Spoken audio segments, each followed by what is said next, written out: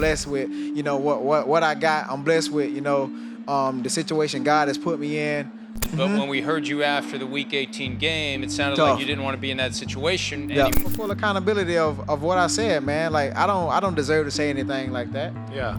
In the 2022 offseason, the Miami Dolphins decided to make a huge blockbuster trade that completely altered the course of the NFL. Tyreek Hill was in negotiations with the Kansas City Chiefs to extend his contract, but once he saw the money that Davante Adams was offered after being traded to the Las Vegas Raiders, he himself demanded a trade. The two teams that were in the race to get Tyreek Hill were both the New York Jets and the Miami Dolphins, and he eventually chose to go to the Miami Dolphins, a decision that was 100% fueled by, well, Tyreek Hill told us himself. It's tough.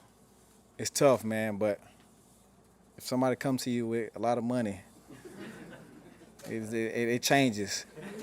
It changes. The feelings start to change a little bit. It didn't take Tyreek Hill very long to begin stirring the pot, immediately saying things like this. As far as accuracy-wise, I'm going with Tua all day. And ultimately, this seemed like a home run decision for Tyreek Hill. Not only did he get to spend his biggest contract in sunny Miami, but it also seemed to be a great decision for his career. In his first season with the Miami Dolphins, he had over 1,700 receiving yards and 7 touchdowns, while still being named an AP First Team All-Pro. He also finished top 5 in Offensive Player of the Year voting, and Tyreek Hill was able to replicate that same success in the 2023 season, getting 1,799 receiving yards and 13 touchdowns with the Miami Dolphins. The one thing that sucked throughout this era, though, was his former team, the Kansas City Chiefs, were experiencing the same team success without him, winning back-to-back Super Bowls without Tyreek Hill on the roster. But at the end of the day, it wasn't a decision that he really cared about because Tyreek got paid, and he still was experiencing tremendous individual success, and he already had won a Super Bowl. But things would get really ugly during the 2024 season. His starting QB that was more accurate than Patrick Mahomes went down with a concussion in the second game of the NFL season, and the Miami Dolphins never really recovered from that moment, losing 3 straight games before barely winning a game with the New England Patriots. Tua would return in Week 8 against the Arizona Cardinals, but by the end of Week 9, when the Miami Dolphins would lose to the Buffalo Bills, the Dolphins were stuck with a 2-6 record and had a huge hole to climb themselves out of. But the worst part is, despite Tyreek Hill being fully healthy throughout the season, this team would never truly recover. In terms of individual success, Tyreek Hill had his worst season to date as a member of the Miami Dolphins. The Dolphins would not make it to the playoffs either, finishing with an 8-9 record and a lot of questions at the conclusion of their season. And one of those questions had to do with what Tyreek Hill's future with the team was. Tyreek would still stir the pot throughout the regular season. Entering his 3rd season with the Miami Dolphins, Tyreek Hill would continue to stir the pot, saying things like this. My agent, he called me. He was like, yo, we got to get the Chiefs on the phone and we got to make something shake. And I told him, I was like, Drew, like I don't want to break up,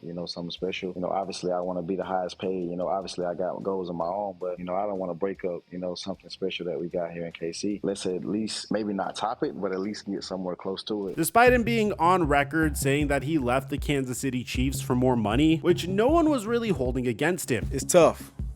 It's tough, man, but if somebody comes to you with a lot of money, it changes. And this wouldn't be the only time that Tyreek Hill would address this. 2 years ago, he also said on Club Shay Shay that he wanted to stay on the Kansas City Chiefs, but they weren't using him enough. It would be some games where I get 2 targets, I get 3 targets, and we'll go into meetings and my coach would be like, hey, we got to get you involved, we got to get you involved. And I'm like, yesterday, don't tell me about it today. Exactly, you know how to, you know the feeling. So I'm calling my agent every week after they say some crazy stuff like that, bro, I got to get out of here. So let me ask you. So I talked to Coach Andy Reid and I'm like, Coach, I don't even need to be the highest paid receiver. I just want to be taken care of, and I want to stay with Kelsey. I want to stay with Pat. I want to stay with my brother. Take care of your boy, man. Just make me 25 M's. You know what I'm saying? So obviously, Tyreek Hill was feeling a little conflicted about the decision that he ended up making. A decision that, once again, nobody really faulted him for. The NFL is a very volatile business. One second you're playing at the top of your game, next thing you know, you could be out of the league within 2 years. I mean, just ask Antonio Brown or Julio Jones. knows? In a blink of an eye, you can get injured and your career could change forever. So I really didn't fault Tyreek Hill for this decision, and it's a very difficult decision to make. But things would get really interesting following the Miami Dolphins' final game of the season, where Tyreek Hill straight up said that he wanted to leave the Miami Dolphins. I mean, for me, like I said, man, I just got to do what's best for me and my family, dog. If that's here, or if that's wherever the case may be, man, I'm finna open that door for myself, dog.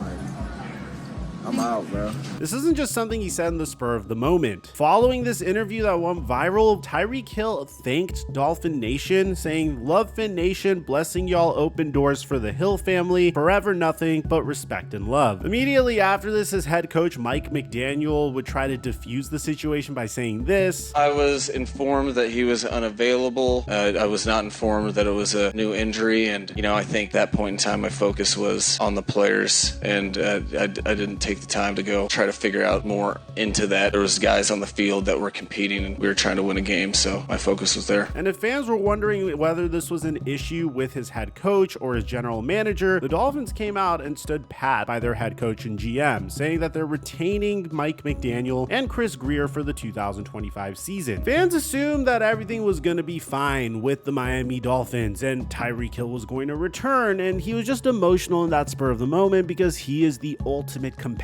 which is again Tyreek Hill contradicting himself because he literally left the most competitive situation he had to make extra money, which is once again a decision that I can't fault him for. But the thing is, if you took a look at the Miami Dolphins salary cap situation, you knew that the writing was on the wall for Tyreek Hill. He just had his worst season to date with the Dolphins, and the Dolphins barely have any cap space for the foreseeable future after paying Tua Tagovailoa a 4-year, $212 million contract the offseason prior. And we've addressed this on this YouTube channel a lot. Whenever you have a quarterback on a rookie scale contract, you're way more aggressive when it comes to adding talent around him. Whether it was the Houston Texans trading for Stephon Diggs last year to help CJ Stroud a little bit more, or even the Chicago Bears trading for Keenan Allen and drafting Rome Odunze to make Caleb Williams a little bit more comfortable. I think the best indication of this happening is even this offseason, where the Washington Commanders went on a spending spree to make a team that made it to the NFC Championship even stronger, getting Jaden Daniels, Deebo Samuel to take some of the pressure off of Terry McLaurin and also give Cliff Kingsbury more weapons on offense to make it a little bit more versatile because Deebo Samuel's skill set is very unique when he's at the top of his game. Or probably my favorite example is none other than the New England Patriots, who brought in Carlton Davis, Harold Landry, Morgan Moses, Austin Hooper, and most famously, the contract that you heard the most about, Stephon Diggs. Whenever you have a quarterback on a rookie scale contract, this is your opportunity to go all in on trying to make him as comfortable as possible. And Tua's rookie scale contract is now gone. Tua's contract jumps from $10 million in 2024 to $39 million in 2025. And then from 2026 to 2028, it jumps to $56 million, $53 million, and $65 million. When you take a look at the Miami Dolphins salary cap situation, the individual that's making the most money and has the greatest cap hit aside from Tua is none other than Tyreek Hill. When you take a look at the Miami Dolphins cap space for the 2026 season, they only have $4.87 million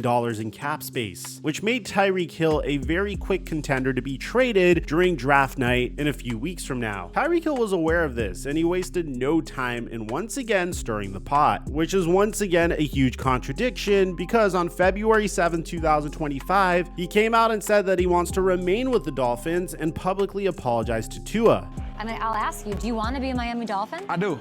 I don't want to go nowhere. I love it. My family loves it. Kids absolutely love being on the beach every morning. So it's an amazing thing, man. We are really building something special in Miami.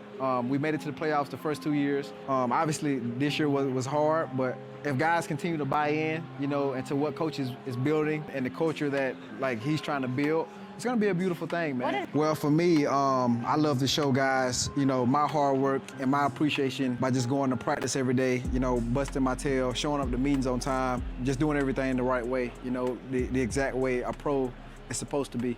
I want to be the best, and that's kind of what has helped me you know, stay in this league and be successful in this league, like just by doing the right thing. So I want to continue doing that. I don't want to fall off like who I am or like who my parents raised me to be. He then addressed whether there's any possibility of him having beef with his QB that he praised a few seasons ago. You know, Tua, he's my guy. Always will be my guy, no matter what, man. And I'm sure he understands my frustration. Like, we all want to win. Tua, he's another competitor. He's a hell of a competitor. A lot of people don't know that. He's a winner. He's consistent. I'm looking forward to just us continuing to build our relationship, man, even more. I love it. And this is my public apology. This is important. So is that what that is? Please. This is my public apology to you, Tua. I love you, bro. Now, things would go very quiet until Tyreek Hill then started to realize that the Dolphins might have no choice but to move on from him. Quote tweeting a tweet saying, "Fins Nation, would you be open to trading Tyreek Hill?" Jason OTC quoted this tweet that was asked who is the biggest draft night player trade candidate, and he said probably Tyreek Hill. Tyreek Hill will quote tweet this with a peace sign and then another peace sign on X. And for anyone thinking that I'm just taking a narrative and I'm twisting it just so I could throw out some trade rumor, Tyreek Hill would then try to clarify what his tweets meant. Y'all see these snaps right here? One right here. I just gotta say this, bro. Maybe. I love being a Dolphin, bro, with all my life, bro. I don't take no days for granted. But if you say something on Twitter, I have no choice but to troll. So Tyreek is obviously trolling, and then he posted this onto TikTok. Hold that thought, I'm gonna call you back. Oh, Lord.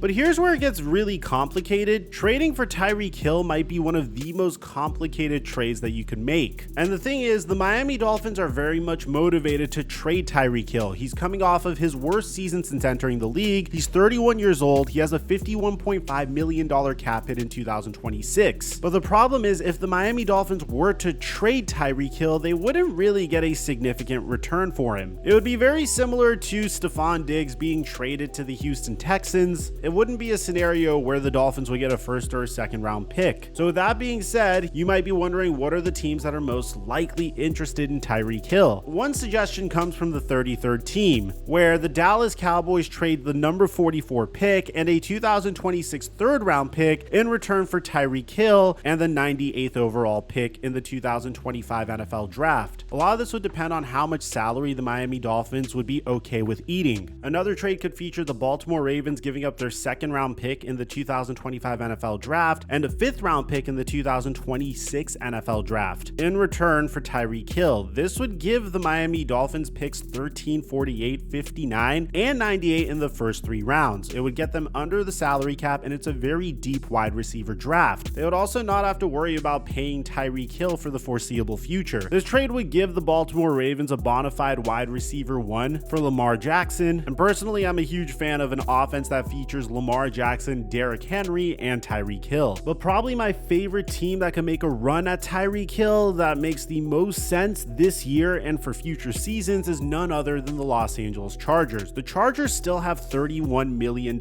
in cap space, but they have the second most cap space in the entire NFL in 2026. They currently don't have a true wide receiver one, although they did bring back one of their former wide receivers on a prove-it deal in Mike Williams. So currently they have Mike Williams, Ladd McConkey, and Quentin Johnson as pass catchers for Justin Herbert. But apart from Mike Williams, the Chargers also signed Jalen Reagor, and these aren't true wide receiver ones. Mike Williams has been inconsistent with staying on the field during his Chargers tenure. Ladd McConkey has proven to be a very capable wide receiver for the Chargers, but pairing Tyreek Hill with Ladd McConkey, Justin Herbert, and the Los Angeles Chargers running game sounds like a recipe for success. Even furthermore, this gives Tyreek Hill the opportunity to face off against the Kansas City Chiefs twice a year, and we all know that would be must-see TV. Out of all trade scenarios, a trade to the Los Angeles Chargers is certainly the most realistic here. But let me know in the comment section down below, what do you guys think? Do you think Tyreek Hill is actually about to get traded, or do you think he's just trying to keep himself in the headlines?